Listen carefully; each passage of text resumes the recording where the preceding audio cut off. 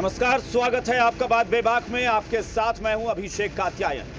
गिरिराज सिंह की हिंदू स्वाभिमान यात्रा के पहले चरण का समापन हो गया है। गिरिराज सिंह की यह यात्रा भागलपुर से शुरू हुई और किशनगंज में जाकर खत्म हुई। यह पहला चरण था जो समाप्त हुआ है, लेकिन पहले चरण के समापन के बावजूद विवादों का समापन नहीं हुआ है। जो विवाद चल रहे हैं, जो बयानबाजी चल रही है, आरोप प्रत्यारोप, वार पलटवार हो रहा है, उसका समापन अब तक नहीं हुआ है। दरअसल गिरिराज सिंह की इस यात्रा में यह जरूर देखा गया कि जहां जहां से यात्रा गुजरी, लोगों की भीड़ अच्छी खासी उमड़ी। यहां तक कि अररिया और किशनगंज सीमांचल के जो इलाके हैं, वहां भी लोगों का हुजूम उमड़ पड़ा। यहां तक कि यात्रा का स्वागत करने के लिए लोग घर से बाहर निकलकर खड़े नजर आए और लोगों ने स्वागत किया। लेकिन इस दौरान कुछ बयान भी दिए गए और उस बयान को लेकर बखेड़ा खड़ा हो गया। दरअसल अररिया के सांसद, बीजेपी सांसद प्रदीप सिंह ने एक बयान दिया, लेकिन उस बयान की एक लाइन को लेकर विवाद गहरा गया। हालांकि वो पूरा बयान जो था उसको विस्तार से हम सुनाएंगे और आप सुनेंगे कि बयान क्या था। दरअसल उन्होंने ये जब कहा कि अररिया में अगर रहना है तो हिंदू बनना है, और इस बात को लेकर बवाल हो गया। यहां तक कि उनके सहयोगी दल के लोग भी कह रहे हैं कि इस तरह की बात गलत है, जिस पर प्रदीप सिंह ने सफाई भी दी और कहा है कि मेरा बयान तोड़ मरोड़ कर पेश किया गया। पूरा बयान सुनिए। मैं कह रहा था कि जाति में नहीं बंटना है बल्कि हिंदू बनकर रहना है। इसी बात को कह दिया गया कि नहीं, अररिया में सिर्फ हिंदू बनकर रहना है। इसके बाद गिरिराज सिंह की बारी आई। गिरिराज सिंह ने मंच से जब यह कहा कि हर हिंदू को अपने घर में त्रिशूल रखना चाहिए और जरूरत पड़ने पर उसका इस्तेमाल भी धर्म की रक्षा के लिए होना चाहिए, इस बात को लेकर यह कहा गया कि हिंसा भड़का रहे हैं। गिरिराज सिंह दंगाई की भाषा बोल रहे हैं और बहुत कड़े शब्दों में आरजेडी के लोगों ने भी और विपक्ष के तमाम नेताओं ने या सत्ता पक्ष के भी कुछ लोगों ने टिप्पणी की कि गिरिराज सिंह को इस तरह की बात नहीं बोलनी चाहिए। वो बयान आप जरा पूरा सुनिए विस्तार से और उसके बाद हम चर्चा करेंगे कि आखिर त्रिशूल रखने की बात या हिंदू बनकर रहने की बात पर इतना बवाल क्यों हुआ। बयान सुनते। कोई बोलता है गर्व से को हम मुसलमान हैं, हमको हिंदू करने में क्या शर्म है। हम सबको कहते हैं इलेक्शन में भी कि अररिया में रहना है तो हिंदू बनना होगा,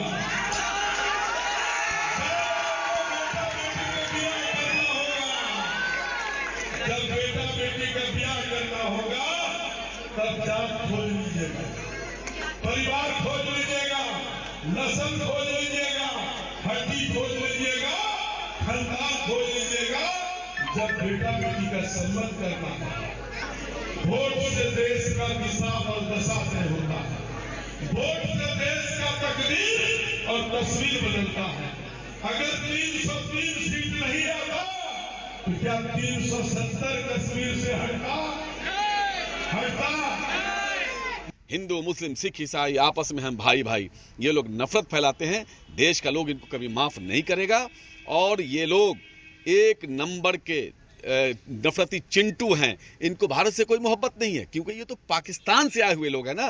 ये लोग मतलब माइग्रेट किए हुए लोग हैं।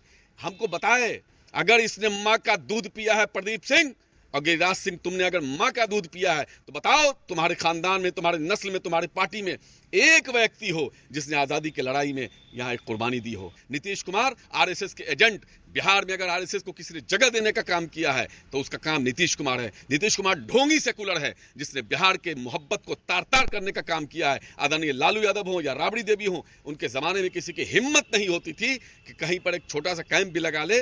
अब सवाल है कि ये हमारा संविधान कहता है, हमारी पार्टी कहती है, हमारे नेता कहते हैं कि बिहार के किसी हिस्से में किसी जात धर्म के लोग पूर्ण आजादी के साथ पूर्ण सुरक्षित ढंग से जीवन यापन करने के लिए स्वतंत्र है। और अगर इस पर कहीं से कुछ कुठाराघात होता है तो सरकार बिहार सक्षम है और वो उस हिसाब से कार्रवाई करती है। भारत को धर्मशाला ना बनाए और भारत अररिया में तो अब लगता है कि मुझे एनआरसी भी लागू करना पड़ेगा। ये त्रिशूल आप अपने घर में रखें और जब इनकी रक्षा, इनका सम्मान, इनकी पूजा महादेव के रूप में करेंगे, और जब जरूरत पड़ेगा तो इसका उपयोग भी कर लें। हम इसको अपने घर में रखें, यही कहने के लिए, दिखाने के लिए मैं लाया। देखिए, बिल्कुल उनका अमर्यादित बयान है, और कोई सांसद और विधायक बन करके भारतवर्ष में ये कहे कि इस इलाके में मुसलमान नहीं रहेगा, इस इलाके में हिंदू नहीं रहेगा। हम तो धर्मनिरपेक्ष राष्ट्र के सदस्य हैं और वो उसके सांसद हैं, तो उनको बोलने का ऐसा हक नहीं बनता है। और इसी तरह का बयानबाजी करके ये लोग पॉपुलर रहना चाहते हैं। बोलता है उसको कोई फ़र्क पड़ता है। इस देश का इतिहास है, यहाँ हजारों साल से हिंदू, मुस्लिम, सिख, ईसाई सब समाज मिलजुल के रहता है। जो लोग इस तरह का वक्तव्य देते हैं तो वो देश का ताना बाना बिखरना चाहते हैं। हिंदू मुसलमान की बात नहीं है, ऐसा कोई करेगा तो गलत करेगा। ये संविधान के मुताबिक देश चलता है, प्रदेश चलता है, संविधान के मुताबिक ही चलेगा। वो शब्द क्या बोले मुझे नहीं मालूम है, लेकिन ये सब चीज़ टिप्पणी किसी को नहीं करना चाहिए। वो हिंदू हो, मुसलमान हो, सिख हो, ईसाई हो, सारे लोग जाति धर्म के हमारे देश में रहते हैं। संविधान सबको सम्मान किया है, संविधान सबको लेकर चलने की बात कही है। जो ऐसे टिप्पणी किए होंगे मुझे नहीं मालूम है, ऐसा नहीं करना चाहिए। तो बयान आपने सारे सुने हैं और मैंने बहुत पूरा लंबा विस्तार से बयान सुनाया, क्योंकि कोई ये ना कहे कि तोड़ मरोड़ कर पेश किया गया। लेकिन इस बयान को सुनने के बाद अब इस पर चर्चा बनती है कि क्या वाकई प्रदीप सिंह ने ऐसा कोई बयान दिया था जिसको लेकर इतना बखेड़ा होना चाहिए था। चर्चा के लिए फिलहाल हमारे साथ विपक्ष से मृत्युंजय तिवारी, आरजेडी के प्रवक्ता, जुड़े हुए हैं। इसके अलावा डॉक्टर संजय कुमार, राजनीतिक विश्लेषक, हमारे साथ जुड़े हुए हैं। और भी मेहमान एक एक करके जुड़ेंगे, उनसे आपका हम परिचय कराएंगे। आप सबका स्वागत है। मृत्युंजय जी, मैं शुरुआत पहले आपसे ही करता हूं। ये बयान जो है, मैंने अलग अलग सारे नेताओं के बयान चलाए। एक तरफ बोल रहे थे प्रदीप सिंह, बोल रहे थे गिरिराज सिंह, बोल रहे थे, और आपके एमएलसी कारी सोहेब को भी मैंने सुना, उनका भी बयान मैंने चलाया।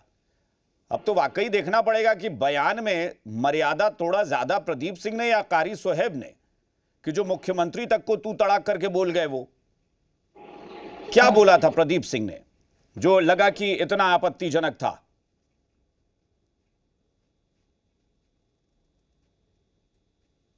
मृत्युंजय जी, हमें सुन पा रहे हैं? चलिए, लगता है कुछ तकनीकी समस्या आ रही है। डॉक्टर संजय, आप सुन पा रहे हैं क्या? जी, चलिए मैं शुरुआत आपसे करता हूं। कुछ टेक्निकल फॉल्ट, कुछ समस्या आ रही है जिससे कुछ मेहमान नहीं जुड़ पा रहे हैं। जी, आप बताएं पूरा बयान। जैसे कई बार अमूमन होता है कि ये नेता कहते हैं कि मीडिया हमारे बयान को तोड़ मरोड़ कर पेश कर रहा है। यहां मीडिया पूरा बयान आपका चला रहा है, लेकिन नेताओं ने ही एक लाइन पकड़ ली। उन्होंने कह दिया कि अररिया में रहना है तो हिंदू बनकर रहना होगा। लेकिन वो पूरा बयान ये था कि शादी ब्याह में अगर आप जाते हैं तो आप वहां जाति देख लीजिए, आप वहां पर अपना जाति देखिए, वहां पर अपनी बिरादरी देखिए, वहां हैसियत देखिए, लेकिन जब कोई पूछे तो हिंदू बनकर अपना परिचय दीजिए। और मैं अररिया के लोगों से कहता हूं कि अररिया में हो तो हिंदू बनकर रहो। लेकिन यह पकड़ लिया गया कि वो धमकी दे रहे हैं कि अररिया में रहना है तो हिंदू बनना है। वही तो होता है कि अगर आप चीजों को तोड़ मरोड़ करके देखेंगे तो फिर आधे अधूरे शब्दों के आधार पर आप अपने तेवर में और अपने अंदाज में बहुत कुछ बोल जाएंगे और जिससे कोई और गलत अर्थ हो जाएंगे। स्वाभाविक है कि विश्व के जो देश हैं, जिन धर्मों का भी वो पालन करते हैं, क्या मैंने पहली बार भी कहा था और पहले भी इसको कई बार कोट किया था कि वो सांगठनिक एकता की बात तो डॉक्टर संजय माफी चाहता हूं, मैं रोकना चाहूंगा क्योंकि प्रदीप सिंह जी खुद हमारे साथ जुड़ गए हैं, अररिया के सांसद, बीजेपी के सांसद। प्रदीप जी नमस्कार, बहुत बहुत स्वागत आपका जी बिहार झारखंड पर। नमस्कार। प्रदीप जी, ये अभी मैं यही पूछ भी रहा था, हमारे साथ जो एक्सपर्ट जुड़े हुए थे, कि भाई आश्चर्य है, लोग नेता कहते हैं कि मीडिया बयान को तोड़ मरोड़ कर पेश कर रहा है। हमने जी बिहार झारखंड पर आपका पूरा बयान चलाया। आश्चर्य यह है कि मीडिया पूरा चला रहा है, लेकिन विपक्ष ने या फिर आपके सहयोगी दलों ने भी आपकी एक लाइन पकड़ ली कि इन्होंने तो कह दिया कि अररिया में रहना है तो हिंदू बनकर रहना है। उसको ऐसे पेश किया गया जैसे आपने धमकी दे दी हो अररिया के लोगों को। देखिए, जब पूरा बयान को जब आप देखेंगे तो फिर बात समझ में आ जाएगी। तो अब तो मान लीजिए प्रेस वाले थोड़ा बयान चलाया है। नहीं, हमने तो पूरा चलाया, तभी तो हम बैठे आपसे चर्चा करने कि हमें तो नहीं समझ में आया कि किस बयान को लेकर इतना बवाल हुआ। सुनिए, मैंने यह भी बताया कि सांगठनिक एकता के लिए, हिंदू को एक सूत्र में बांधने के लिए मैंने अपने धर्म के प्रति आस्था जताया। क्या मैं सांसद हूं, मुझे अपने धर्मों के बारे में बोलने का अधिकार है कि नहीं है? तो किसी को भी है, सभी लोग, यह धर्मनिरपेक्ष राष्ट्र है, हम सबको पता है। और मैं अररिया का सांसद 3 बार रहा हूं, 2 बार मैं विधायक रहा हूं। मुझे किसी का प्रमाण पत्र का जरूरत नहीं है। मुझे व्यक्तिगत रूप से लोग जानते हैं कि मेरे से बड़ा सेकुलर कोई नहीं है, और मुझे मुसलमान भी वोट देता है, ऐसा नहीं है। लेकिन ऐसे मुसलमानों का मैं विरोध करता हूं जो बांग्लादेश से आया है, जो रोहिंग्या है। अभी 1 हफ्ता पहले हमारे यहाँ बांग्लादेशी पकड़ाया है, उसको पकड़ के हमने जेल भेजवाया है। तो अब विरोधी को तो कोई मुद्दा नहीं है। हमने हिंदू के बारे में कहा तो हिंदू क्या है? हिंदू एक सभ्यता है, हमारी संस्कृति है, हिंदू जीवन पद्धति है, हिंदू संस्कार है, हिंदू जीने का कला है, और ये लाखों साल पुराना धर्म है हिंदू। हमारे लोग बंटते हैं, जब चुनाव आता है तो अभी हिंदू मुसलमान हम लोग साथ होते हैं, लेकिन हमारे लोग जाति वर्ग में बंट जाता है। कोई सहनी बन जाता है, कोई यादव बन जाता है। इस नाते मैंने कहा कि जब शादी ब्याह करना होगा तो जात बरादर खोज लेना, लेकिन जब समय आवे राष्ट्र निर्माण करने की बात होगी तो वहां पे भारतीय जनता पार्टी के साथ रहो, और अररिया में जीना है हिंदू बन के जियो। अच्छा, ये भाव जी बिल्कुल, मैंने वो बयान चलाया प्रदीप जी, और तभी मैंने कहा कि आपके विरोधियों ने ही नहीं बल्कि आपके सहयोगी दलों ने भी एक लाइन को पकड़कर और उस पर कमेंट करना शुरू कर दिया, जबकि पूरा बयान जो है वो सुनने के बाद साफ लग रहा है कि आप जो मैसेज दे रहे हैं वो यही था कि जाति में मत बंटो, और अररिया के अगर हिंदू हो तो कहो कि मैं हिंदू हूं, ना कि जाति बताओ। सवाल यह है प्रदीप जी, जी जाति, देखिए जाति, हमारा तो मंत्र है भाई, प्रधानमंत्री जी ने कहा सबका साथ, सबका विकास, सबका विश्वास, और हम सबको लेकर चलते भी हैं। वरना अररिया में 43% मुसलमान है, और 43% मुसलमान में 5 बार मैं सांसद विधायक रह चुका हूं। ठीक है। और कहीं न कहीं मुसलमान भी, ऐसे मुसलमान भी हैं जो हमें वोट देता है। आज भी हम जिस मकान में रहते हैं वो मुसलमान का ही मकान है, मेरा ड्राइवर मुसलमान है। तो ऐसा मेरे भाव में नहीं है। अब है क्या कि पक्ष और विपक्ष हर जगह है। अब विरोधी को कोई मुद्दा नहीं है तो प्रदीप सिंह कहता है अररिया में, मैंने मुसलमान शब्द का जिक्र किया है कभी? आप उस बयान को देखिए बारीकी से। मैं वही इसीलिए मैं चाह रहा हूं, इसीलिए मैं आपसे एक एक करके सवाल पूछ रहा हूं ताकि आप ही ज्यादा स्पष्ट कर पाएंगे कि आपने पहली लाइन में ही कहा, आपने पहली लाइन में ये कहा था कि जब गर्व से हम कह सकते हैं कि मैं मुसलमान हूं, तो गर्व से ये क्यों नहीं कह सकते कि हम हिंदू भी हैं? मैं हिंदू हूं। हाँ, तो अब मुझे समझ में नहीं आ रहा है कि आपके इस बयान पर आपत्ति क्यों सियासी दलों को हो गई? आपत्ति इसलिए है, मैं बता देता हूं कि जहां 43% मुसलमान है वहां हम लगातार सांसद बन जाते हैं, हमारा 4 विधायक बन जाता है, और 4 जिला में अररिया, पूर्णिया, किशनगंज, कटिहार है ना, इसमें एक ही सांसद अररिया में मैं कमल खिला देता हूं। तो लोगों को लगता है कि प्रदीप सिंह को डैमेज करने के लिए, अब विरोधी को लगता है कि इसका कोई मुद्दा नहीं है, तो इस तरह का मुद्दा करके वो हमको जो है डैमेज करने का प्रयास करता है। मेरा लोकप्रियता से घबराया हुआ है। अच्छा प्रदीप जी, आपने कारी सोहेब का बयान सुना है? आरजेडी के एमएलसी हैं, उन्होंने किस अंदाज में हमला बोला है? बहुत कुछ तू तड़ाक करके उन्होंने कह दिया कि माँ का दूध पिया है तो ये बता दो, वो बता दो, सब कुछ कह डाला उन्होंने। अच्छा, जब ओवैसी साहब जब बोलते हैं कि भारत के सेना को 1 घंटा के लिए, आधा घंटा के लिए बंद कर दो तो 100 करोड़ को हम हिंदू को देखते हैं, देख लेंगे। तो मैं इनसे पूछता हूं, जो लोग आज बोलते हैं, यहाँ पे अररिया में पुतला भी मेरा जलाया है ओबीसी का आदमी समाज, और लालटेन वाला भी, तब ये लोग कहाँ सोया रहता है? तब इन लोगों को मिर्ची क्यों नहीं लगती है? अब गिरिराज जी हिंदू स्वाभिमान यात्रा किया, हम लोगों ने उसका स्वागत करके एक बयान दे दिया तो मिर्ची लग गई है लोगों को। तो कारी साहब को ये पूछिए जब ओवैसी बोलता है इस तरह की बात, उनका भाई बोलता है, उनका पार्टी का नेता बोलता है, तब ये क्यों नहीं कंडेम करता है? लोग क्यों नहीं जवाब देता है? भारत के माहौल को कौन खराब करना चाहता है? भाजपा, प्रदीप सिंह। हम लोग उस पर भरोसा नहीं करते हैं। हम लोग कभी भी हिंसा पर भरोसा नहीं किए हैं। 15 साल की अब 10 साल मोदी जी की सरकार अब तक हुई है जी। अब हम लोग 16वां साल में जा रहे हैं। कहीं देश में कम्युनल फ्रैक्शन हुआ है? हिंदू मुसलमान किया है? यही लोग लालटेन के जमाने में कितना दंगा हुआ, भागलपुर का दंगा हुआ, किसकी सरकार थी? चलिए, आप बताइए। दंगे पर आप आ गए, तो मैं एक सवाल और उसमें अब जोड़ता हूं।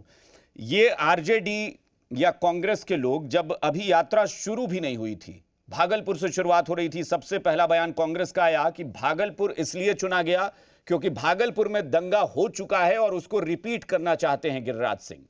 आरजेडी ने कहा कि सीमांचल में इसलिए जा रहे हैं कि वहां पर जाकर हिंदू मुस्लिम दंगा कराना चाहते हैं। हमने डिबेट में सवाल भी पूछा कि क्यों किसी हिंदू यात्रा को या हिंदू बोलकर सीमांचल में जाना अपराध है क्या, लेकिन आरजेडी ने उसका जवाब, लेकिन यह कहा गया कि दंगा, पूरी यात्रा हो गई, कहीं एक तमाचा भी नहीं चला, किसी ने थप्पड़ भी नहीं मारा, किसी ने कंकड़ भी नहीं फेंका, लेकिन दंगे की बात कह दी गई थी। गिरिराज जी को देखने के बाद ये जितने विरोधी है उसको मिर्ची लगता है। अब मैं बता रहा हूँ, गिरिराज जी कल भी यहाँ पे भाषण दिया, परसों शाम भी आए थे वो। उन्होंने स्पष्ट कहा है कि मैं मुसलमानों को डराने नहीं आया,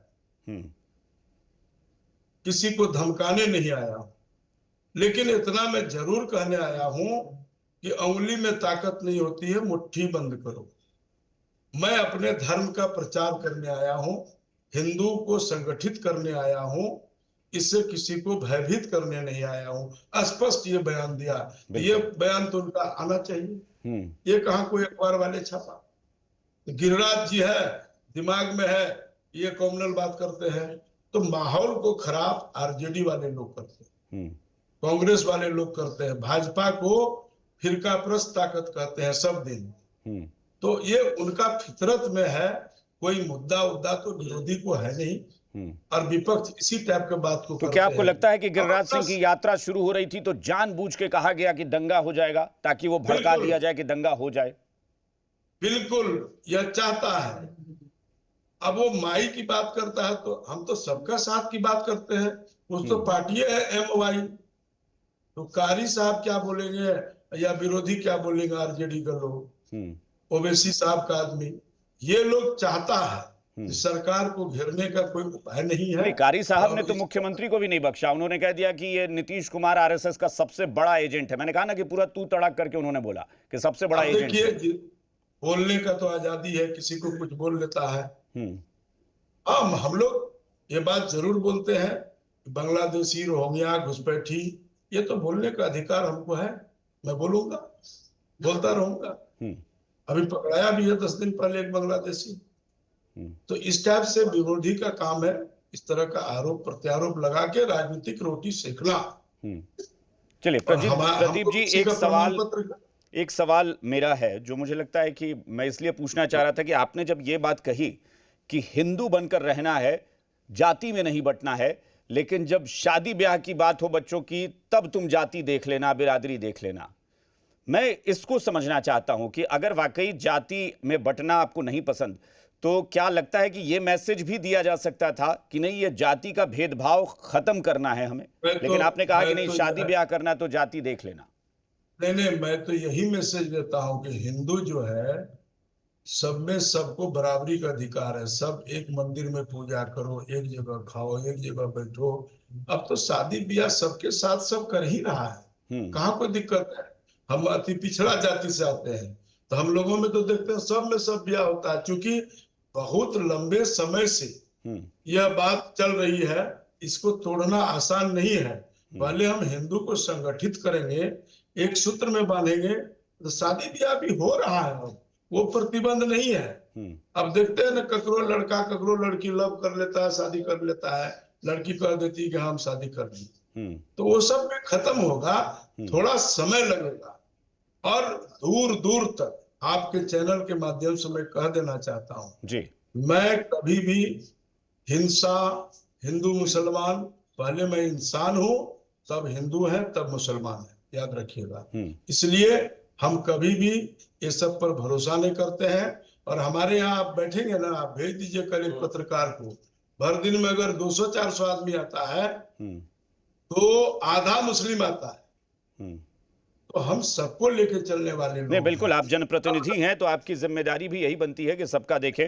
तो मैं ये कहूं कि जी मेरे संस्कार में नहीं है ये बात। मैं मुसलमान में भी लोकप्रिय हुए हैं।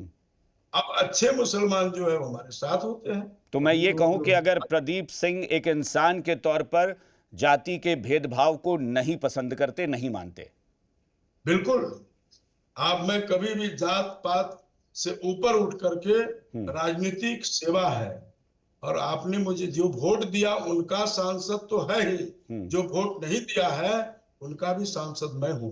तो ये मैंने मतलब ये सिर्फ एक समझाने का आपका मकसद था कि शादी ब्याह में जात पात देख लेना, लेकिन हिंदू बन के एकजुट समझाने का है। अब देखिए, विरोधी इस बात को गलत ढंग से प्रचारित कर रहा है, इसको भ्रम फैला रहा है कि प्रदीप जी मुसलमान विरोधी है, मुसलमान विरोधी है। हमने अपने धर्म के बारे में, अपने संस्कृति और संस्कार के बारे में, हिंदू संस्कृति के बारे में कहा, और इसको आप दे दिया कि भाई अररिया में, मैंने तो ये नहीं कहा कि अररिया में रहना तो मुसलमान को भी हिंदू बनना होगा, ऐसा तो मैं नहीं कहा। बिल्कुल बिल्कुल। तब ठीक है, मैं अब एक सवाल, अब सीधे यात्रा पर आता हूं। हिंदू स्वाभिमान यात्रा को लेकर इतना बखेड़ा क्यों है? क्यों इस यात्रा पर इतना ज्यादा तूफान आ गया कि हिंदू स्वाभिमान यात्रा, इस शब्द से ही ऐतराज होने लगा? क्यों? आप हमसे पूछ रहे हैं? जी, मैं आपसे पूछ रहा हूं कि क्यों इस पर इतना आपको लगता है कि इतना तूफान आया? इस शब्द को सुनकर ही पूरा बयानबाजी शुरू हो गई। यही न बात है, गिरिराज जी आए नहीं उससे पहले बयानबाजी शुरू हो गया। हम कहते हैं कि अपने अपने धर्म के, गिरिराज जी आज भारत सरकार के मंत्री हैं। वो मंत्री रहे या न रहे, क्या एक हिंदू को अपना धर्म के बारे में बोलना पाप है क्या? या मुसलमान को बोलना पाप है क्या? तो गिरिराज, अगर तुम करो तो खराब, अच्छा है, हम करें तो खराब है। तो ये विरोधी इस टाइप का बात को बनाता है और इसको गलत ढंग से प्रचारित करता है। गिरिराज जी आए, अपने हिंदू सभ्यता संस्कृति के बारे में संगठन को मजबूत करके चले गए, कोई दिक्कत नहीं है। अच्छा, एक त्रिशूल वाले बयान पर भी बता दीजिए कि त्रिशूल वाले पर भी बड़ी हाय तौबा मची है कि त्रिशूल दिखाकर गिरिराज सिंह ने हिंसा को बढ़ावा दिया है। त्रिशूल हिंसा कहाँ? त्रिशूल जो है हमारे भगवान महादेव के पास त्रिशूल था, उनका साजबाज, दुर्गा माँ के हाथे में तलवार रहता है, अस्त्र शस्त्र का भी हमारा संस्कार और संस्कृति में पूजा होती है। तो त्रिशूल किसके लिए था? असुरों को खत्म करने के लिए त्रिशूल था। तो जो मान लीजिए ये हमारा भगवान का अस्त्र शस्त्र है, वो त्रिशूल थोड़े हम मुसलमान को दिखा रहा था क्या? इनका इज्जत करो, सम्मान करो, इसका पूजा करो और इसका रक्षा के लिए रखो। अगर हम किसी पर त्रिशूल नहीं चलाएंगे, लेकिन हमारे ऊपर कोई त्रिशूल चलाएगा, हमारे ऊपर कोई तलवार चलाएगा, क्या रक्षा के लिए हम चलाएंगे कि नहीं चलाएंगे? कोई त्रिशूल लेके, तलवार लेके आएगा, बंदूक लेके आएगा, तो हम क्या करें? गर्दन दे देंगे। इस नाते उसको रखने के लिए कहा है, उसको गलत इस्तेमाल करने के लिए नहीं रखा। चलिए, बस अंतिम सवाल और बहुत छोटा सा जवाब चाहिए। कैसा रिस्पांस मिला यात्रा में? कितना जनता कितना जुड़ी इस यात्रा से? बहुत अच्छा। हमारे यहाँ तो अररिया में, पूर्णिया में, मैं तो अररिया में था और बहादुरगंज तक गिरिराज जी कहा तो मैं गया था उनके साथ जी।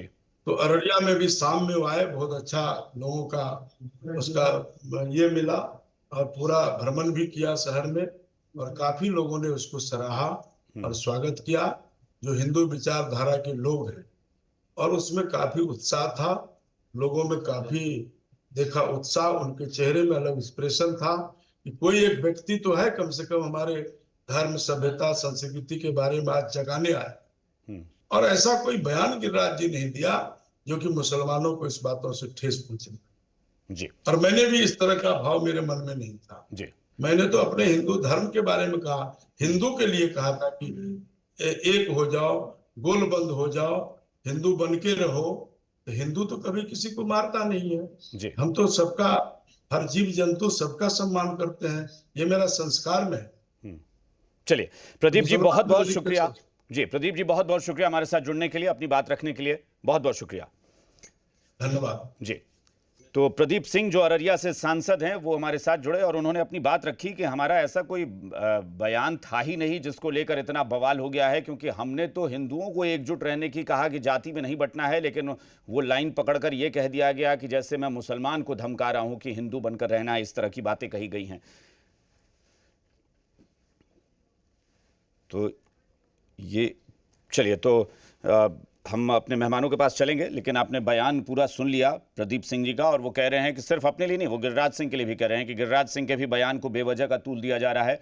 उन्होंने त्रिशूल की बात की थी, और त्रिशूल भगवान का, हमारे हिंदू संस्कृति के मुताबिक वो ईश्वर का अस्त्र शस्त्र है, त्रिशूल, गदा या तलवार, लेकिन इसका इस्तेमाल हम हिंसा के लिए नहीं करते हैं। लेकिन हाँ, अगर हमारे ऊपर कोई आसुरी शक्ति प्रहार करेगी तो हम उस त्रिशूल से आत्मरक्षा जरूर कर सकते हैं। यानी ये मैसेज देने की कोशिश थी। हमारे साथ जो तमाम मेहमान जुड़े हैं उनसे आपका परिचय कराते हैं। बीजेपी से अशोक सिन्हा पार्टी के नेता जुड़े हैं, हिंदुस्तानी अवाम मोर्चा से श्याम सुंदर शरण जुड़े हुए हैं प्रवक्ता, सीपीआई से पार्टी के नेता अनीश अंकुर हैं, और डॉक्टर संजय कुमार तो पहले से जुड़े ही हुए हैं। डॉक्टर संजय, आप सबका बहुत बहुत स्वागत है, सारे मेहमानों का। डॉक्टर संजय, आपसे ही शुरू करते हैं क्योंकि आपने बात बीच में आपकी अधूरी रह गई थी। ये सारे बयान आपने प्रदीप सिंह जी के भी सुने होंगे कि क्या वाकई लग रहा है कि इस यात्रा को लेकर कुछ बहुत ज्यादा हाय तौबा मचा दी गई थी? नहीं, ठीक है, वो यात्रा को लेकर के कुछ ज्यादा हाय तौबा मचाने की बात हो ना हो, लेकिन हाँ, बेवजह किसी चीज को अगर आप तूल दे रहे हैं, इसका मतलब आप उनको महत्व तो दे ही रहे हैं ना। अब प्रदीप सिंह किसी जनसभा को संबोधित करते हुए अगर वहां पर वो उन्होंने कहा कि नहीं, एकता की बात की कि भाई जाति में मत बटिए, संगठित रहिए, ठीक है, उन्होंने अपने हिंदू संगठन की बात की, तो क्या कोई व्यक्ति को जो राजनेता हो, समाज में जीता हो, वो एकता की बात करेगा? हाँ, कोई वैसा बयान जिससे किसी की भावना को चोट पहुंची हो, या कोई ऐसी बात जो बंटने की बात अगर उन्होंने की हो कि नहीं नहीं नहीं, ये आप उनसे नफरत कीजिए, आप यहाँ पर ये कीजिए, एक दूसरे के प्रति प्रेम का भाव रखिए, तो इस तरह के शब्दों को लेकर के जरूर आपत्ति होनी चाहिए। गंगा जमनी तहजीब और संवैधानिक मर्यादा, ये दो चीजें तो मानना ही पड़ेगा, सारे देशवासी इसको मानते हैं। बिल्कुल। लेकिन किसी प्लेटफॉर्म पर अगर वो जा करके अपनी बात वो कर रहे हैं, संगठित करने की बात कर रहे हैं और जाति में नहीं बंटने की बात कर रहे हैं, तो मैं तो कह रहा हूं कि एक अच्छी शुरुआत है। और मैं प्रदीप सिंह जी को सुन रहा था, वो उससे बढ़कर के एक बात और कर लेते, जिसकी बात उन्होंने की कि सब इंसान है। उन्होंने कहा ना कि जाति और जाति से हिंदू और हिंदू से भी बढ़ के मैं एक इंसान हूं, जहां पर हिंदू, मुस्लिम, सिख, ईसाई या जो जातियां हैं वो सब एक जगह खड़ी हो जाती है। तो मैं मानता हूं कि एक अच्छी बात होगी, समाज के लिए अच्छी बात होगी, और विपक्ष हो या पक्ष हो, बिल्कुल संगठित होने के ये सब कोई स्वतंत्र नहीं। बड़ी बात यह है कि अगर कोई गलत कहे तो बिल्कुल आप उसे निशाने पर लीजिए। कोई गलत कह रहा है, कोई गलत बयान दे रहा है, तो जरूर आप टारगेट कीजिए। लेकिन कोई पूरी बात अगर वो सुन रहे हैं और साफ पता चल रहा है कि वो ये कह रहे हैं कि मैं कह रहा हूं कि अररिया के लोगों से कहूंगा कि आपसे कोई पूछे तो जाति नहीं, हिंदू बताओ कि मैं हिंदू हूं। ये उन्होंने कहा कि जाति के बताने की क्या जरूरत है कि मैं फला जाति, बटो नहीं। शादी ब्याह हो तो जाकर उसमें जाति बिरादरी जो देखना है देख लो, लेकिन हिंदू बनो। लेकिन यह कह दिया गया कि उन्होंने कहा कि अररिया में रहना है तो हिंदू बनना है। वो सही कह रहे हैं कि ऐसा लग रहा है जैसे कि उन्होंने मुसलमानों को टारगेट कर दिया कि हिंदू नहीं बनोगे तो अररिया में नहीं रहोगे। चलिए, मैं अशोक सिन्हा जी के पास चलता हूं। अशोक जी, ये इस यात्रा को लेकर पहले से ही था कि दंगा हो जाएगा, विपक्ष कह रहा था, कुछ भी नहीं हुआ, बड़ा शांतिपूर्वक, पता भी नहीं चला, यात्रा संपन्न हो गई। लेकिन बयानबाजी को लेकर अभी भी विवाद है और वो विवाद खत्म नहीं हो रहा है। विपक्ष ने आज भी कहा है कि दंगा भड़काने की साजिश है। देखिए अभिषेक जी, इस यात्रा के दो पहलू हैं। एक तो क्लियर टर्म में देख लीजिए कि कितना शांतिपूर्ण ढंग से ये पूरी यात्रा हुई, और इसके रिस्पॉन्स से जो ओपोजिशन है, ओपोजिशन जिसका केवल एक एजेंडा है तुष्टीकरण का, वो तुष्टीकरण को करने के लिए आपस में compete करते रहते हैं। अब उन्हें लग रहा है कि एक वर्ग जिसके ऊपर वो बहुत ज्यादा वो उनका बेस है, लग रहा है कि उस बेस को हम अपने तरफ आकर्षित करने के लिए कुछ ऐसी बात बोले अनर्गल जो उन लोगों को प्यारा लगे, शायद अपने या फिर उन्हें डराएं कि ये यात्रा तुम्हारे ऊपर खतरा है, डराएं। वही आपस में कंपटीशन भी है और डरा भी रहे हैं और प्रोवोक करने की भी शुरू में कोशिश किए कि किसी तरह से इस यात्रा में दंगा भड़क जाए या किसी तरह की हिंसा हो या किसी तरह का विवाद पैदा हो, लेकिन बहुत शांतिपूर्ण ढंग से ये यात्रा बहुत आगे तक इसका इम्पैक्ट बहुत ज्यादा पड़ा। और इसमें हर्ज क्या है? अगर कोई अपने कौम के स्वाभिमान की बात करता है तो ये बुरा ही क्या है? ये शायद इन लोगों को ये एक चीज और है अभिषेक जी, शायद इसके तरफ कम ध्यान गया है कि जो इकोसिस्टम है, इकोसिस्टम इतना पीसफुल कोएग्जिस्टेंस जो है सब रिलीजन का, उसको भी अच्छे रूप में नहीं लेता है। समझता है कि हर जगह विवाद हो ताकि उन लोगों को मौका मिले, उन लोगों को तो तुष्टीकरण के ठीक है। अनीश अंकुर जी से जवाब ले लेते हैं क्योंकि प्रदीप जी जुड़े थे तो काफी समय गया है। अनीश अंकुर जी, क्यों इतनी हाय तौबा? और वो पहले दिन से, आज यात्रा संपन्न भी हो गई, कहीं कुछ नहीं हुआ, एक कंकड़ भी किसी ने नहीं उठाकर किसी पर फेंका होगा, लेकिन पूरा विपक्ष एक सुर में ये कहता रहा कि दंगा होगा, दंगा होगा, दंगा होगा।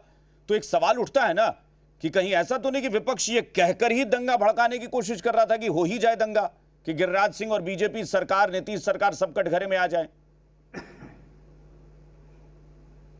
देखिए, हम लोग इस यात्रा की शुरुआत में ही हम लोगों ने बातचीत की और ये आशंका जाहिर की थी, जहां जहां से इनकी यात्रा गई है, खास करके सीमांचल के इलाके में उत्तेजक और उन्मादी गानों के साथ इनकी यात्रा गई और सब जगह भय और डर का माहौल पैदा हुआ है। यहाँ तक कि आप देखिए कि विपक्ष को इस बात का श्रेय दिया जाना चाहिए कि उसने इस मामले में इतनी जागरूकता फैलाई, सरकार पर इतना दबाव डाला कि एक जो उन्माद से दंगा भड़काने की कोशिश थी, अब इसका भी आपने क्रेडिट ले लिया, मतलब 4 दिन में आपने क्रेडिट भी ले लिया। जैसे ये स्वाभिमान यात्रा निकाल रहे हैं।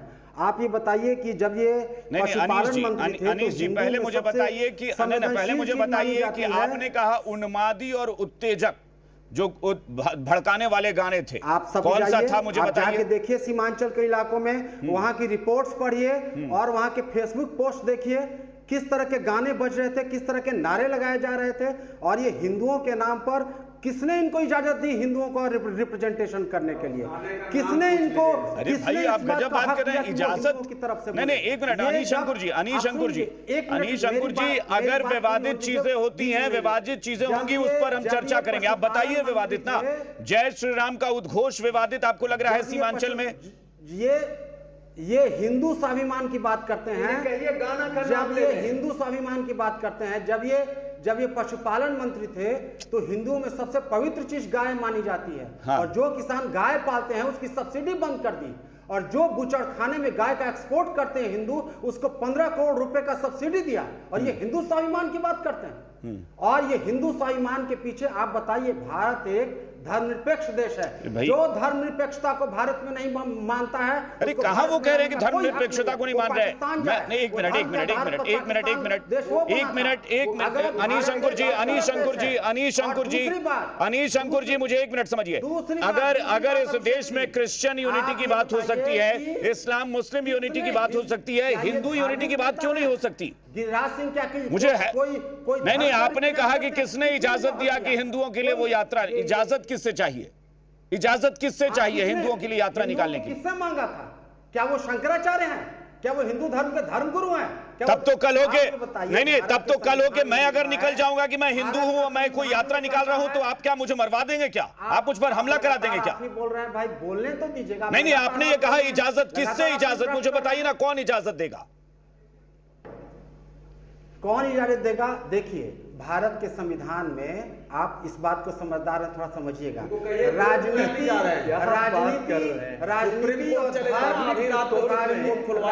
और धर्म अलग अलग चीजें हैं। धर्म को सार्वजनिक जीवन में इस्तेमाल करना अनैतिक है, अवैध है और यह पाखंड है। तो फ्राइडे के अजान का क्यों नहीं विरोध करते हैं आप? और दूसरी बात यह है, फ्राइडे को अजान होता है पब्लिकली, क्यों नहीं खिलाफ करते हैं? तो मंदिर में भी होता है, मंदिर में घंटी बजता है। हाँ, तो क्यों नहीं मना करते हैं? वो एक धार्मिक आयोजन है।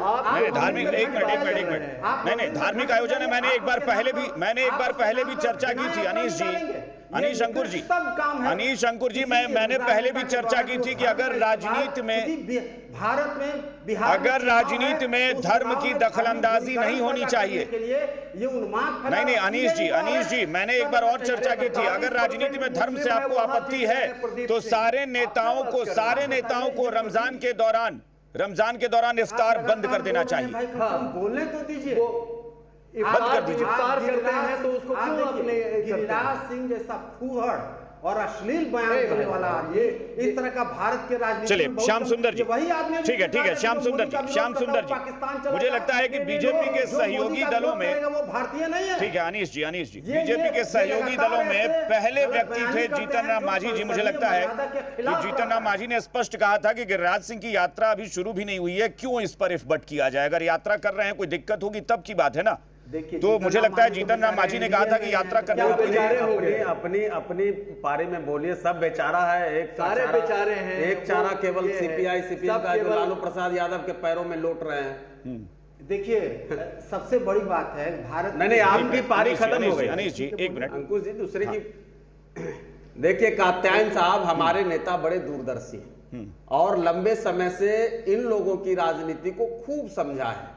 जो लालू प्रसाद यादव जी हैं या कांग्रेस पार्टी है, ये सारे दलों का जो एजेंडा है, और एजेंडा क्या है, लेफ्ट तो कहीं है ही नहीं।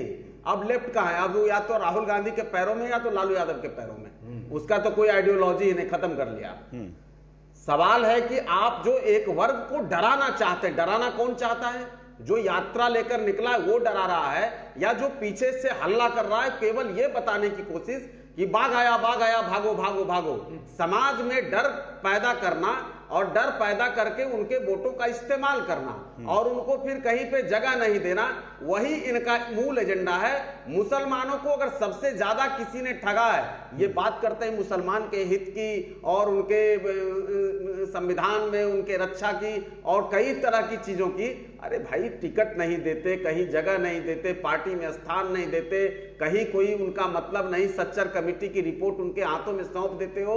और नीतीश कुमार के राज में जब पूरे बिहार में आपसे दंगा हो नहीं पा रहा, तब अब गिरिराज सिंह जी की यात्रा निकली है तो उसमें दंगा कराने का एक प्रयास कर रहे हैं। हिम्मत है नहीं बाहर निकलने की इनके युवराज की।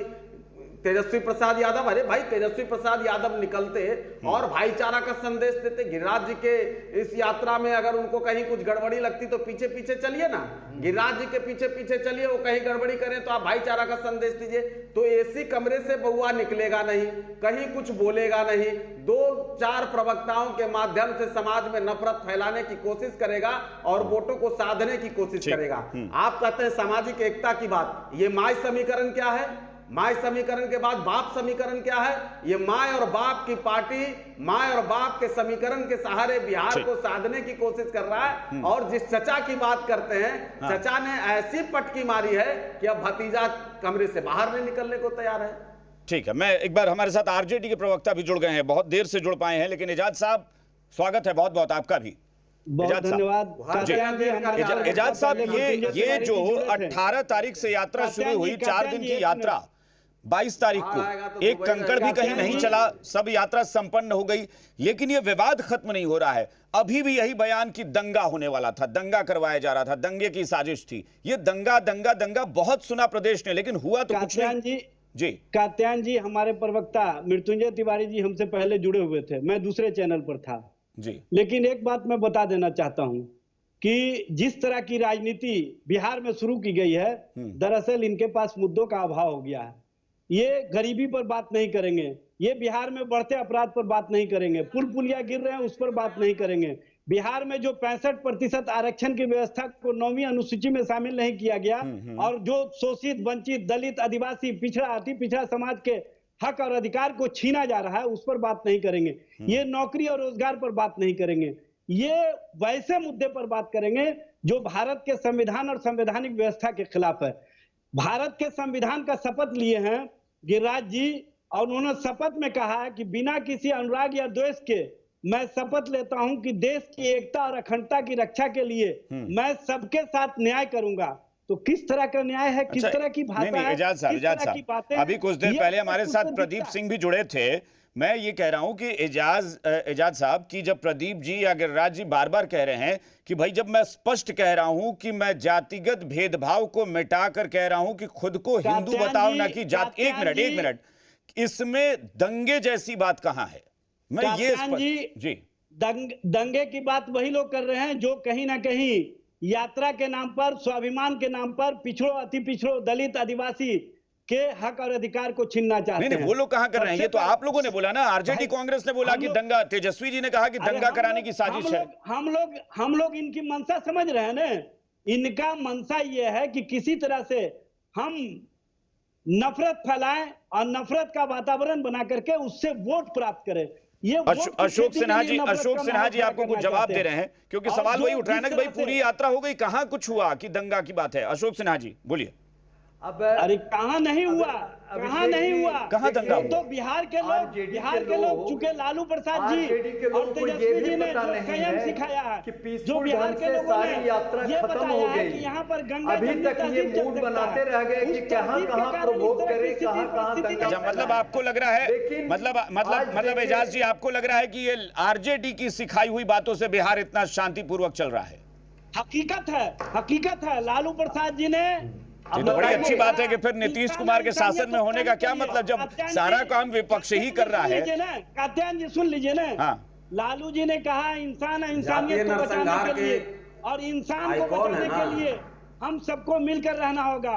अच्छा एक बात बताइए, आपके एमएलसी ने एक मिनट एजाज साहब, आपके एमएलसी ने जिस तरह से तू तड़ाक करके मुख्यमंत्री तक को बोला है वो बड़ा अच्छा था कि नीतीश कुमार इस प्रदेश का सबसे बड़ा आरएसएस का एजेंट है। का कल्चर है। क्या ये तरीका था सीएम के बारे में बोलने का कि आरएसएस का सबसे बड़ा एजेंट है नीतीश कुमार? अभी भाजपा आरएसएस के प्रवक्ताओं से अधिक बोल रहे हैं, चूंकि उनको ये बात पता है कि हमको अपनी नौकरी बचानी है। तो नौकरी बचाने के लिए वो हर उस तरह की भाषा इस्तेमाल कर रहे हैं जो भाषा जीतन राम मांझी और जीतन राम मांझी की पार्टी कभी इस्तेमाल नहीं की है, क्योंकि उनको पता है कि नरेंद्र मोदी ने एजाज साहब, मैं तो आपके एमएलसी की बात कर रहा हूं, आपकी पार्टी के एमएलसी की बात कर रहा हूं जिन्होंने नीतीश कुमार को एजेंट बताया है आरएसएस का। ये प्रवक्ता हमको ज्ञान दे रहे हैं। अरे ज्ञान के लायक भी आप नहीं हैं, ज्ञान के लायक भी नहीं हैं, आप अज्ञानी हैं, आपको पता नहीं लेना भी नहीं है। जिस तरह से जीतन राम मांझी जी को मंदिर जाने के बाद उनके प्रवेश के आपके कुपत्ते वाला ज्ञान लेना। एजाज साहब, ये मैं बार बार कहता हूं कि आप लोग पर्सनल क्यों हो जाते हैं? एजाज साहब एक मिनट, एजाज साहब और श्याम सुंदर जी, एजाज साहब पर्सनल क्यों हो जाते हैं भाई? यही मैं आपके एमएलसी का इसीलिए मैं जिक्र कर रहा हूं। ये बताइए ना कि आपका दलित और अल्पसंख्यक नेताओं को किस कमरे में बंद करवाया है, जरा ये बताइए। कहां गए दलित और अल्पसंख्यक के नेता लालू प्रसाद यादव जी के किसी फ्रेम में जरा दिखलवाइए हमको। नजर आ रहा है। चलिए ठीक है, मैं एक बार डॉक्टर संजय के पास चलता हूं अब, और छोटा रिएक्शन डॉक्टर संजय, चूंकि समय हमारे पास बहुत कम है। डॉक्टर संजय छोटा रिएक्शन। देखिए ये मतलब मुझे लगता है कि राजनीति में हालांकि होना चाहिए, ये विपक्ष अपनी बात रखे, सत्ता पक्ष अपनी बात रखे, लेकिन देखिए यही विपक्ष कह रहा था कि दंगा होगा, अब दंगा नहीं हुआ तो यही विपक्ष कह रहा है कि नहीं वो तो लालू जी ने जो सद्भाव का पाठ पढ़ाया है इसलिए दंगा नहीं हुआ, कंट्रोल लालू जी की वजह से हो गया। भाई ये तो गजब बात है। तो फिर मतलब इसका मतलब है गिरिराज सिंह न पहले अच्छे न अब अच्छे, लेकिन कह दिया कि दंगा होगा। संविधान का शपथ। एक अलग चीज मैं बताना चाहूंगा। हाँ, राज सिंह केंद्र में मंत्री हैं, टेक्सटाइल मिनिस्ट्री उनको मिली हुई है। क्या कॉन्स्टिट्यूशन ने जो उनको अधिकार दिया है, क्या उन्होंने धार्मिक यात्रा करने के लिए जनता ने उनको अपना प्रतिनिधि चुना है या उनको केंद्र में मंत्री बनाया है, या बिहार के विकास की योजनाओं को आकार देने के लिए बनाया है? पूछ दीजिए विपक्ष क्या कहती है। आप बिल्कुल आप हिंदू एकता की बात कीजिए, हिंदू यात्रा निकालिए। प्रायोरिटी बिहार के लिए क्या है? प्रायोरिटी है धार्मिक यात्रा या प्रायोरिटी है बिहार की बेहतरी?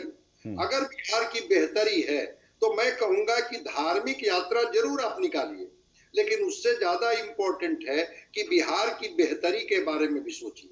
अररिया के सांसद प्रदीप सिंह जी को भी एक बात से मैं सहमत हुआ कि उन्होंने कहा कि हाँ बिल्कुल, मैंने कहा कि जाति में मत बढ़ो, हिंदू बनो, लेकिन उससे आगे भी उन्होंने कहा कि मैंने ये भी कहा कि इंसान बनो। जब इंसान आप बनिएगा तो फिर उसमें जाति धर्म सब समाहित हो जाएगा। यात्राएं निकले कि राज सिंह अगर कोई स्वामी जी को लेकर के निकल रहे थे तो उन्होंने उसी दिन स्पष्ट कर दिया था कि ये मेरी यात्रा धार्मिक यात्रा है।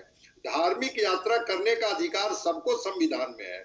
वो कोई हिंदू धर्म की यात्रा निकाले, कोई बौद्ध धर्म की यात्रा निकाले, कोई जैन धर्म की यात्रा निकाले, कोई इस्लाम धर्म की यात्रा निकाले। यात्रा से किसको कौन रोक सकता है? संविधान की बात रोज होती है, संविधान भी इसकी इजाजत देती है। लेकिन अगर बेहतर होता कि बतौर टेक्सटाइल मिनिस्टर एक विजन के साथ बिहार के सारे जिले में अगर गिरिराज जी घूमते और कहते और एक विकास यात्रा, बिल्कुल जो कुछ भी मैं कर पाऊंगा मैं करूंगा, तो शायद इसका एक और अच्छा संदेश जाता। इसलिए समय की बर्बादी कि भाई आप कोई विपक्ष कुछ बोल रहा है, पक्ष कुछ बोल रहा है, इससे क्या बिहार का अगले साल चुनाव है ना डॉक्टर संजय, तो माहौल तो बनाना ही पड़ेगा। खैर, मैं अनीश अंकुर जी के पास चलता हूं। अनीश अंकुर जी, बहुत छोटा 10-10 सेकंड का रिएक्शन, समय बिल्कुल कम है। जी कहा जाए, देखिए अनीश जी बोलिए बोलिए, हमारे पास समय नहीं है, मैं सवाल नहीं पूछूंगा, आप अपना रिएक्शन जो देना है दे दीजिए। सबसे बड़ी बात है कि ये हिंदू स्वाभिमान यात्रा नहीं, हिंदुओं को कलंकित और बदनाम करने वाली यात्रा। हिंदू धर्म की जो महान परंपराएं हैं 2000 साल की, उसका ये निगेशन। अभी आपने प्रदीप सिंह का बयान सुना, आप देखिए कितने नासमझ आदमी जो बोलते हैं कि लाखों साल पुराने, जब मनुष्य वानर अवस्था में था तभी इनको लगता है कि हिंदू धर्म था। सही बात, अभी संजय कुमार ने बहुत अच्छी बात उठाई, ये कपड़ा मंत्री हैं, कोई काम नहीं हिंदुओं के लिए। ये पशुपालन मंत्री थे, तो जो किसान गाय पालते हैं उसकी सब्सिडी इन्होंने बंद कर दी। और जवाब दीजिए जल्दी से, हमारे पास अशोक सिन्हा जी, बहुत छोटा सा जवाब जल्दी से। अशोक जी बिल्कुल समय नहीं है जी। सब्सिडी किया आप, ये यही हिंदुओं को सबसे ज्यादा कलंकित किया इस यात्रा ने। ये गिरिराज सिंह जी का कि ये यात्रा इतने सक्सेसफुल ढंग से पूरे बिहार में एक सौहार्द बनाने का, अरे तो उन्होंने तो कह दिया कि ये कलंकित करने वाली यात्रा है कि ये आपके बगल में बैठकर कह दिया उन्होंने। नहीं, ये इनका कहने यही कारण है अभिषेक जी, यही कारण है कि वास्तविकता से परिचित नहीं है वामपंथी, इसीलिए ये पूरी तरह से दृश्य से गायब होते जा रहे हैं। आप खुद, मैं एक उदाहरण देता हूं, 1925 में इनकी स्थापना हुई भारत में, 1925 में आरएसएस बना। देखिए इनका देश विरोधी और समाज विरोधी इनके रवैये के चलते। चलिए ठीक है, हमारे पास समय बिल्कुल नहीं है, समय बिल्कुल नहीं है। एजाज जी का 10 सेकंड और एजाज जी 10 सेकंड बस, छोटा वन लाइनर कोई रिप्लाई। कात्यायन जी, सबसे बड़ी विडंबना यह है कि देश के 80 करोड़ जनता बीपीएल के नीचे है, गरीबी रेखा से नीचे है। उनको तन ढकने के लिए, उनको खाने के लिए 5 किलो अनाज पर निर्भर रहना पड़ता है, और वहां पर ये गरीब स्वाभिमान की बात नहीं करेंगे, गरीबों को अधिकार देने की बात नहीं करेंगे, गरीबों के तन ढकने की बात नहीं करेंगे, गरीबों के हक और हुकूक की बात नहीं करेंगे। ये कहीं ना कहीं जो गरीब है, जो शोषित है, जो वंचित है, जो पिछड़ा है, जो अति पिछड़ा। चलिए श्याम सुंदर जी, अधिकार से, ये अभी अनीश जी ने कहा कि हिंदू कलंकित हुए हैं इस यात्रा से। ये फालतू बात करते हैं, ये हिंदू और मुसलमान में देश को बांटते रहे और आज भी वही बांटना चाहते हैं। ये जो विपक्ष के लोग हैं, इन्होंने कहा कि अयोध्या में राम मंदिर बनेगा तो देश में दंगा भड़क जाएगा, 370 हटेगा तो देश में दंगा भड़क जाएगा। अब इनको गिरिराज जी के, और दंगा कुछ होता ही नहीं है, जनता इनके साथ है ही नहीं। ये टोपी लगा के जो नेताजी बोल रहे हैं, इनके नेता घर में डूबे हुए, घर से बाहर निकलने की हिम्मत नहीं है। और जो बड़े बातें बोल रहे हैं, मैं इसे किसी सियासी दल नहीं बल्कि जनता की जागरूकता मानता हूं कि जनता समझती है कि भाई वो सियासी दल अगर कोई अपना कार्यक्रम चला रहे हैं तो इसकी वजह से हमें दंगा नहीं करना, भड़कना नहीं है। जनता समझदार है, इसलिए मुझे लगता है कि सियासी दलों को दंगे जैसी बात से बचना चाहिए। चलिए बहुत बहुत शुक्रिया, थैंक यू सो मच आप सबका हमारे साथ जुड़ने के लिए। बात बेबाक में इतना ही, बने रहिए बिहार झारखंड के साथ।